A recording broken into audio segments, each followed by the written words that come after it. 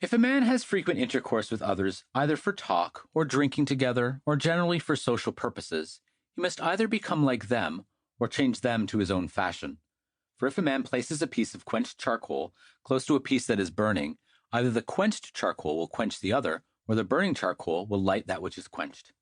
Since then the danger is so great, we must cautiously enter into such intimacies with those of the common sort, and remember that it is impossible that a man can keep company with one who is covered with soot without being a partaker of the soot himself. For what will you do if a man speaks about gladiators, about horses, about athletes, or what is worse, about men? Such a person is bad, such a person is good. This was well done, this was done badly. Further, if he scoff, or ridicule, or show an ill-natured disposition, is any man among us prepared like a lute player when he takes a lute, so that as soon as he has touched the strings, he discovers which are discordant, and tunes the instrument? Such a power Socrates had, who in all his social intercourse could lead his companions to his own purpose. How should you have this power? It is therefore a necessary consequence that you are carried about by the common kind of people. Why then are they more powerful than you?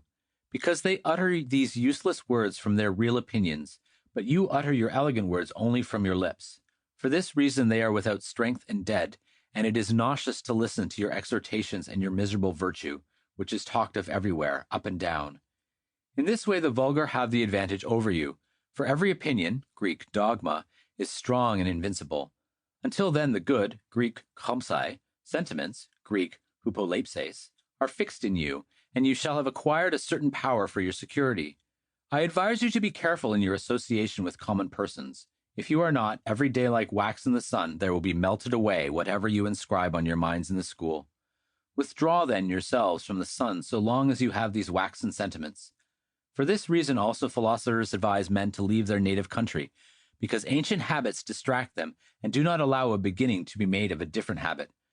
Nor can we tolerate those who meet us and say, "See, such a one is now a philosopher who was once so-and-so." Thus also physicians send those who have lingering diseases to a different country and a different air, and they do right. Do you also introduce other habits than those which you have? Fix you opinions and exercise yourself in them. But you do not so. You go hence to a spectacle, to a show of gladiators, to a place of exercise, Greek chuston, to a circus.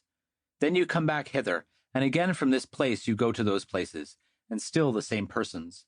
And there is no pleasing, good habit, nor attention, nor care about self and observation of this kind. How shall I use the appearances presented to me? According to nature or contrary to nature? How do I answer them? As I ought or as I ought not? Do I say those things which are independent of the will, that they do not concern me? For if you are not yet in this state, fly from your former habits, fly from the common sort, if you intend ever to begin to be something.